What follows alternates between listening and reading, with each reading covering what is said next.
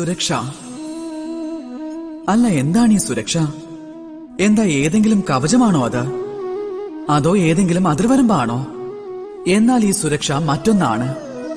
നമ്മുടെ അച്ഛനമ്മമാർ, നമ്മുടെ പ്രിയപ്പെട്ടവർ, നമ്മുടെ സുഹൃത്ത്, ഈ സമൂഹം, നമ്മുടെ ശുഭചിന്തകർ, പിന്നെ നമ്മുടെ ബന്ധുക്കൾ, ഇവരെല്ലാവരും നമ്മുടെ ജീവിതയാത്രയിൽ ഓരോ രീതിയിലുള്ള സുരക്ഷ നൽകുന്നു. ഒരു കവചം നൽകുന്നു അവർ, ഏതെങ്കിലും ഒരു രൂപത്തിൽ.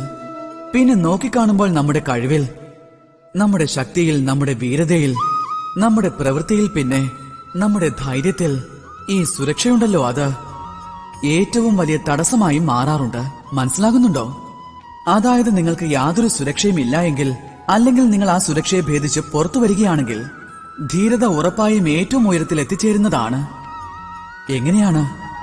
കാരണം അപ്പോൾ നിങ്ങൾക്ക് അറിയാൻ സാധിക്കും, ഈ കാണുന്ന പ്രപഞ്ചത്തെ നമ്മൾ ഒറ്റയ്ക്ക് തന്നെ നേരിട്ടേ മതിയാകൂ എന്ന്.